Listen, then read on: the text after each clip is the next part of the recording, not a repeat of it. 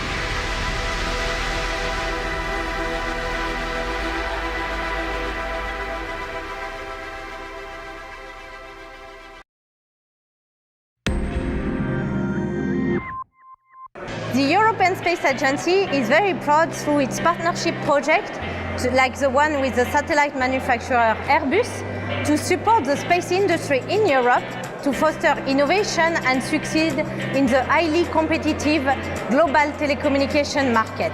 8 satellites have already been sold by Airbus, with the option for a 9th. Thanks to the European Space Agency Eurostar NEO partnership project, the satellite will be used in high-speed internet connection and advanced mobility communication, as well as television broadcasting. Investing in space today creates jobs and prosperity in Europe and improve life on Earth.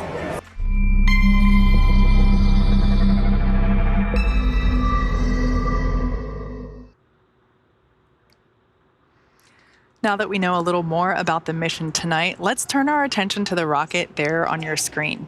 That's a live view of our Falcon 9 rocket set to launch Eutelsat's Hrbird 13F satellite from Slick 40. Starting at the bottom of the rocket, Stage 1 fuel load complete. So that was just a call out indicating that the fuel loading on stage 1 is complete. Now, starting at the bottom of the rocket, we have our 9 M1D engines connected to the first stage, also the largest part of our rocket.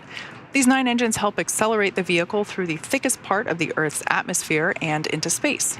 Our first stage, also referred to as the booster, is flying for the third time tonight, having previously supported a Starlink mission and CRS-24, a cargo resupply mission to the International Space Station. Above the first stage is the second stage, which has a single Merlin vacuum or MVAC engine, and that ignites after the first stage separates. The second stage is what will carry the Eutelsat Hrbird 13F satellite into orbit. And at the very top of the rocket, you'll see a large barrel structure with the pointed nose on top of the second stage. That's our payload fairing. The Eutelsat Hrbird 13F satellite is currently safely enclosed inside that 17-foot diameter fairing. The fairing is made up of 2 carbon composite halves and protect satellites on their way to orbit and will be jettisoned or separated around 3 minutes into flight. The fairing halves that make up the fairing that we are using today are both flying for the 4th time on this mission. With liftoff currently at just under 5 minutes from now, we're waiting for the retraction of the TE or transporter pressing erector. for strong back retract. And there we just heard that the tanks are pressing up, increasing the pressure in preparation for that strong back retraction. Now, in preparation for that, those TE clamps just under the fairing will begin to open, and the TE will slightly pull away from the rocket. At T0, the ground hydraulic systems will actually pull the TE even further away from Falcon 9 as it lifts off. So we're standing by for those clamp arms to begin to open.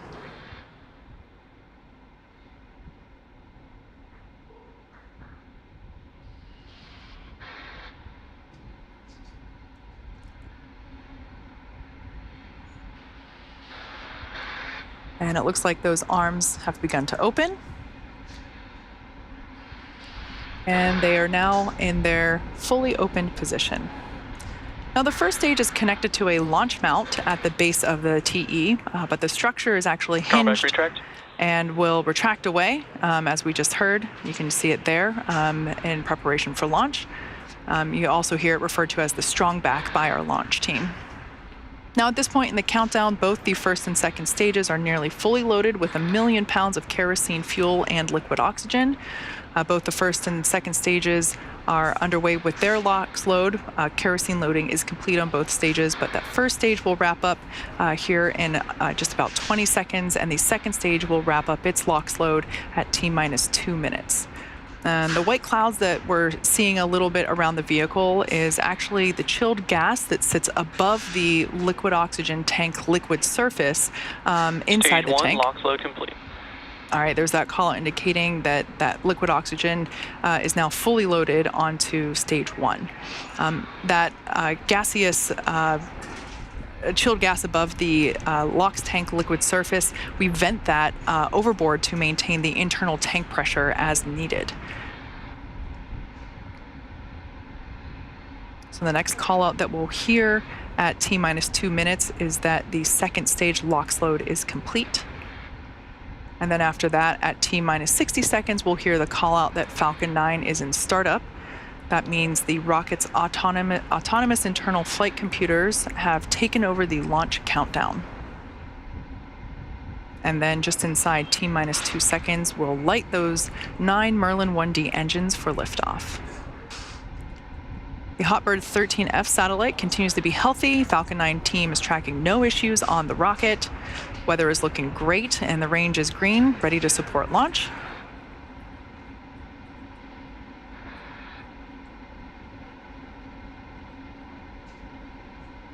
And we're standing by for completion of LOX load on the second stage. Stage 2, LOX load complete. And there's that call out indicating now that Falcon 9 is completely loaded with all of its liquid propellants, liquid kerosene, and liquid oxygen. The venting that we see from the vehicle, as I mentioned before, totally normal. So it's that gaseous... gas launch closeout. All right, the next call out that we'll hear is that Falcon 9 is in startup. We'll hear that at T-minus 1 minute, and at that point in time, both the first and second stages will begin to pressurize for launch.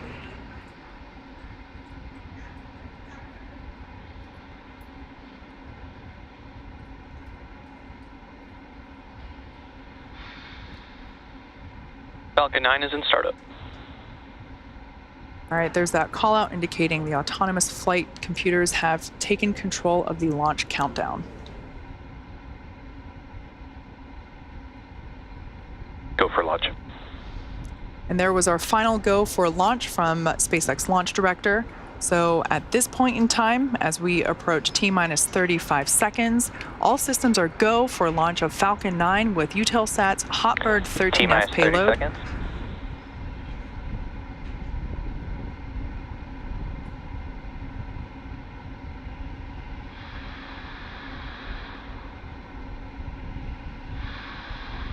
T-minus 15 seconds.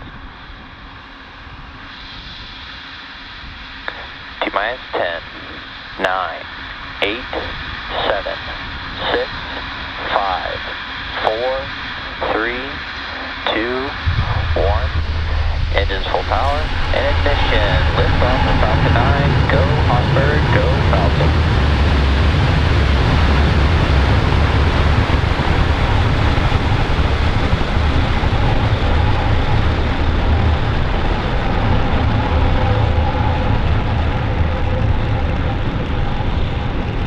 Vehicle is pitching downrange.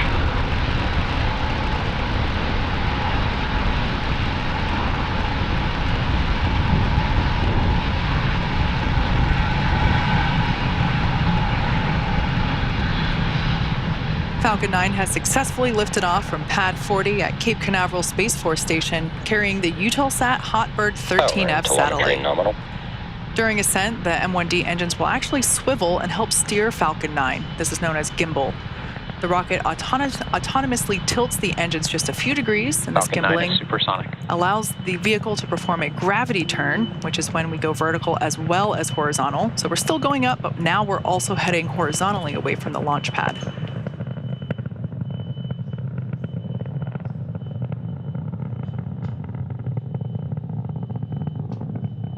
Max Q. And there we heard the call out for maximum aerodynamic pressure. So now we'll throttle those 9 M1D engines back up.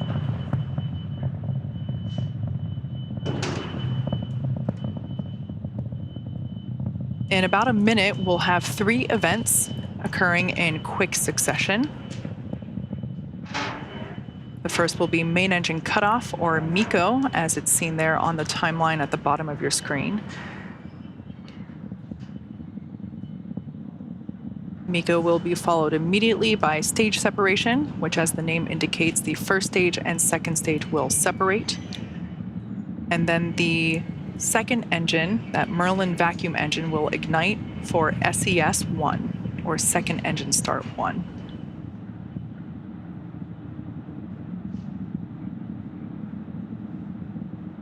Everything continues to look nominal for the first stage.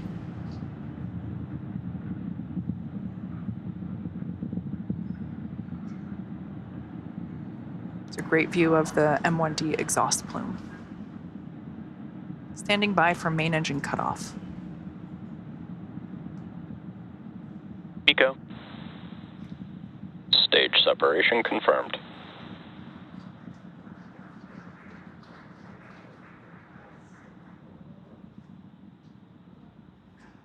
And there you can see that MVAC has ignited, that nozzle turning orange and white. Those 3 events happening rapidly. The first stage there on the left-hand side of your screen, and the right-hand side for the second stage. Both vehicles are following nominal trajectories. Next major event is fairing separation, occurring in about 10 seconds. We can see the Space Coast in the distance background of the left-hand side of the screen. Fairing separation confirmed.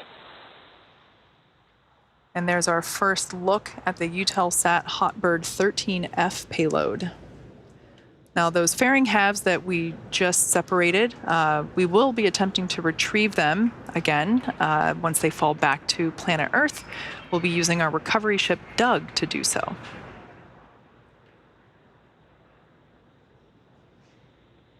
Acquisition of signal, Bermuda.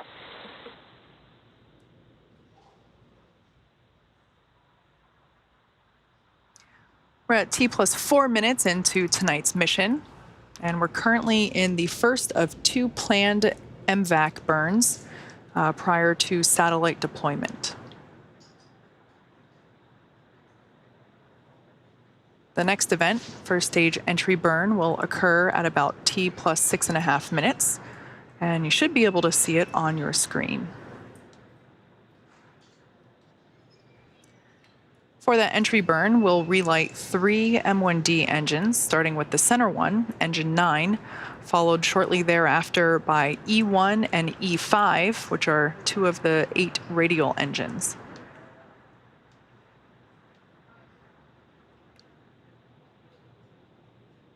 That burn is the first of 2 planned burns and will slow the vehicle down as it passes back into the Earth's atmosphere. Now, stage 1 has to slow down to reduce re-entry forces, which helps us to recover and reuse it. Now, during that entry burn, Falcon 9 is decelerating by firing those Merlin engines, as I mentioned, but it's still moving rapidly. This causes the vehicle to fly through Merlin's exhaust gases, also called the rocket's plume. As such, a thin layer of soot from Falcon 9's carbon-based fuel, kerosene, is deposited on the exterior vehicle surface. Both vehicles continue to follow nominal trajectories.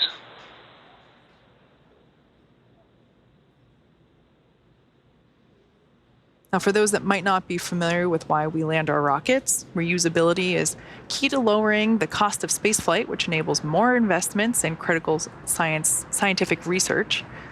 The Falcon 9 first stage that's supporting today's mission will perform this entry burn for the 3rd time. As I mentioned earlier, it previously supported a Starlink mission as well as a cargo resupply mission to the International Space Station, CRS-24.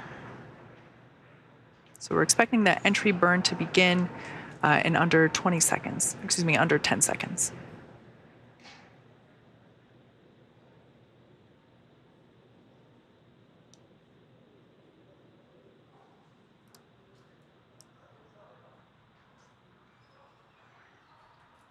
Stage 1, FTSO safe. Stage 1 entry burn startup. So there on the left-hand side of your screen, you can see those 3 M1D engines have relit, the center engine and 2 radial engines. We expect this to last for another 10 seconds.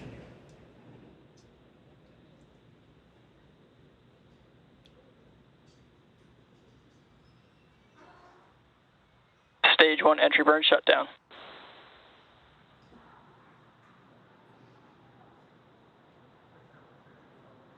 All right, we heard the call out that stage 1 entry burn has concluded. As I mentioned, that is the first of 2 burns that the first stage will perform.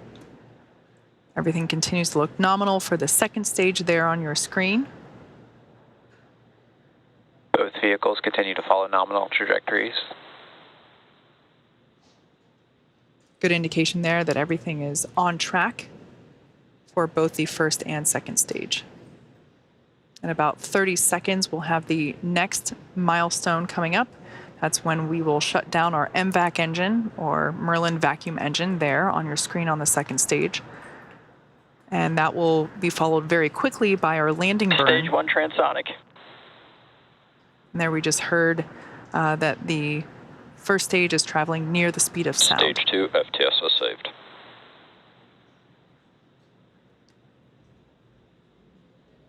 Standing by for second engine cutoff 1.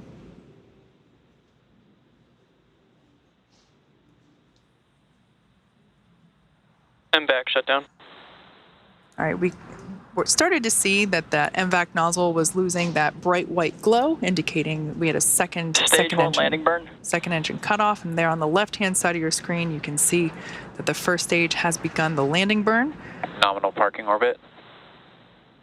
Heard good orbital insertion there for the second stage. Stage 1 landing leg deploy.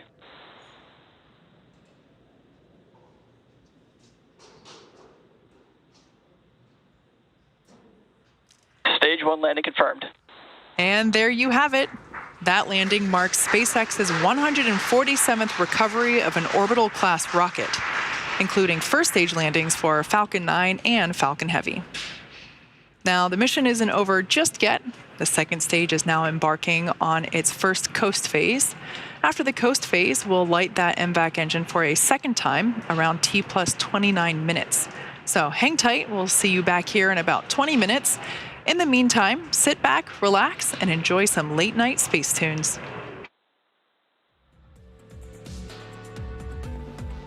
Expected loss of signal, Cape.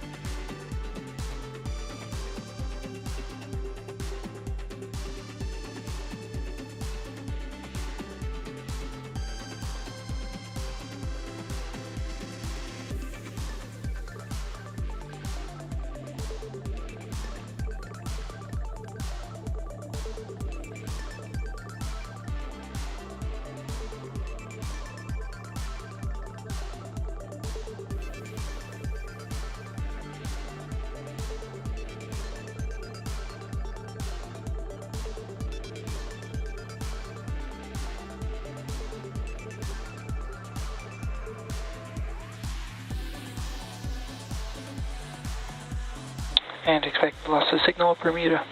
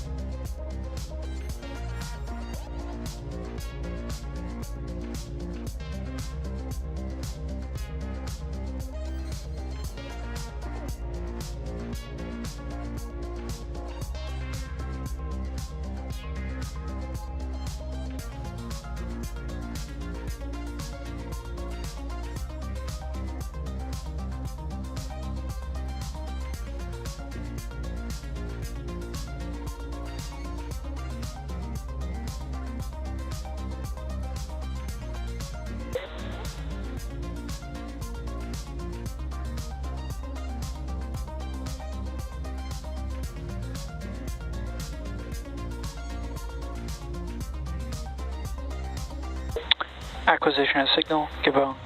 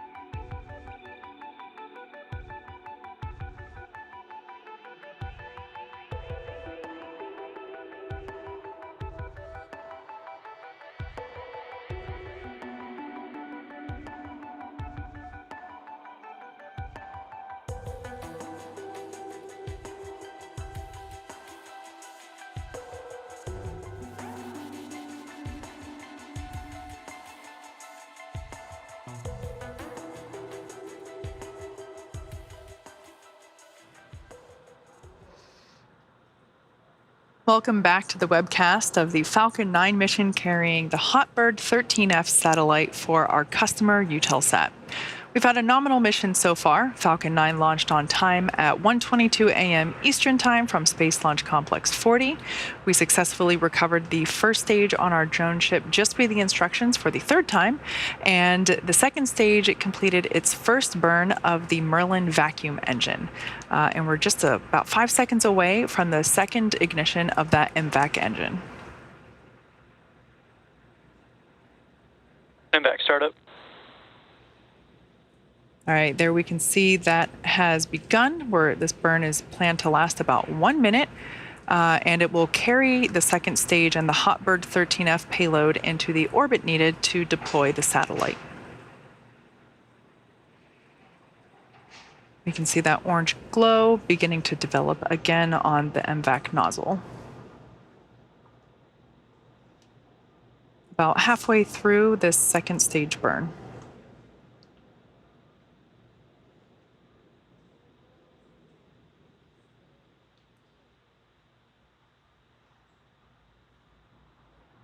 Another 15 seconds remaining in this second engine burn.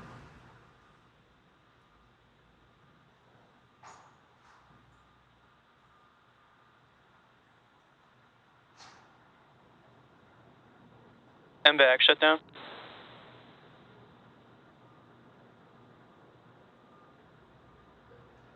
And there we heard call out that we had good shutdown of that second engine start. Or excuse me, for that second engine cutoff. Nominal deploy orbit. All right, there we just heard confirmation that we were able to place it in a good orbit.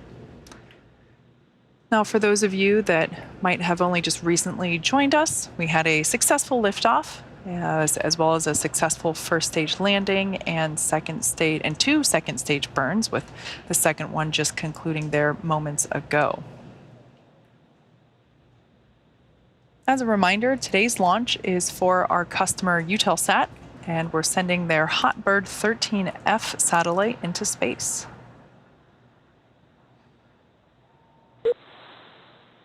And acquisition signal HBK.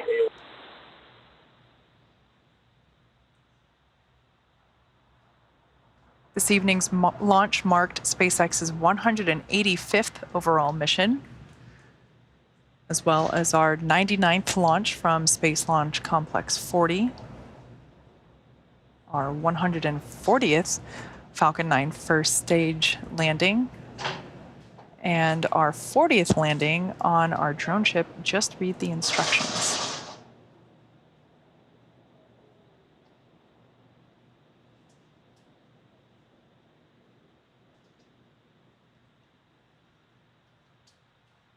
So at this point in time, everything is looking good for the second stage. We have completed the 2 burns for that MVAC engine, and that's a view there of the Hrbird 13F satellite. It is still attached to the second stage.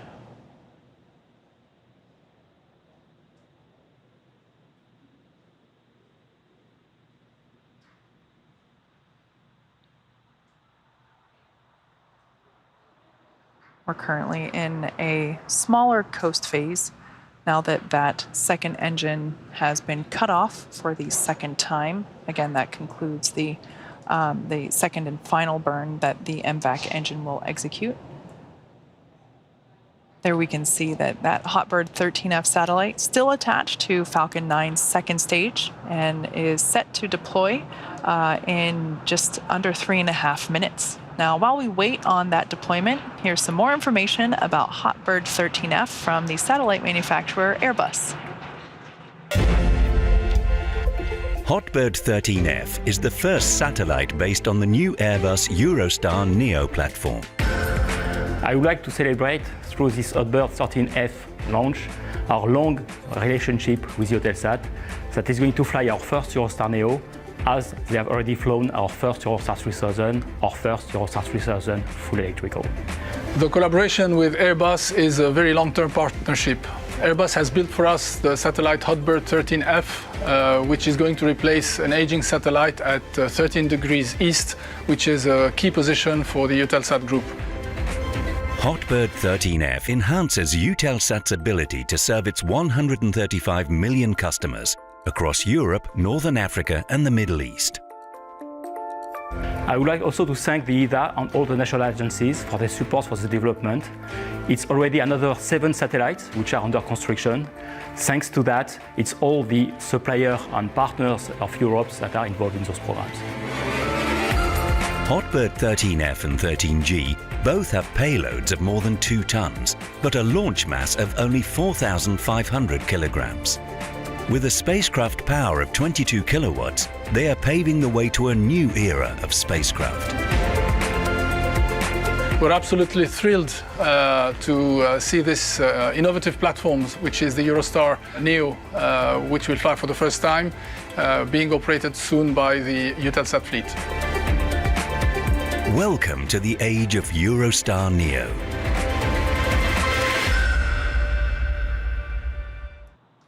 To echo some of the topics covered in that video, Eutelsat Hotbird 13F is the first of 2 satellites to be placed at Eutelsat's flagship 13-degree east position to replace 3 existing satellites. With a fleet of 36 satellites, located in geostationary orbit from 139 degrees west to 174 degrees east, Eutelsat's high-performance satellites serve a solid client base of broadcasters, telecom operators, aviation and maritime companies, and government agencies from across the globe. Hotbird 13F is the first satellite based on the electrical propulsion Eurostar Neo platform, fostering innovation and competitiveness in the European space industry. Now, as far as the mission, we had an on-time liftoff at 1:22 a.m. Eastern Time, followed by successful ascent, stage separation, first stage landing, and 2 second stage engine burns.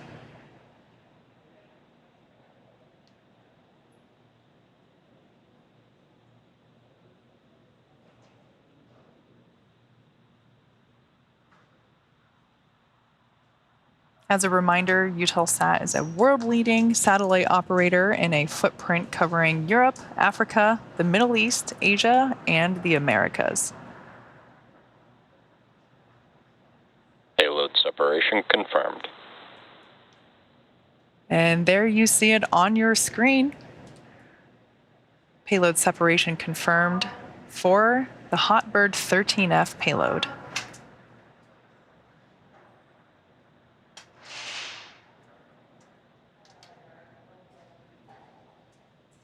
And with confirmation of successful payload deploy, we'll go ahead and end our launch webcast for tonight. All of us here at SpaceX want to give a big thank you to our customer Eutelsat for entrusting us with today's mission. We also want to give a shout out to the Range and Federal Aviation Administration for supporting today's mission.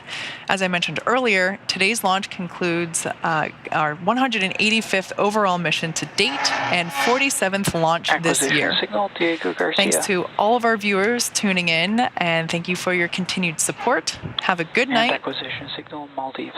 And we'll see you soon.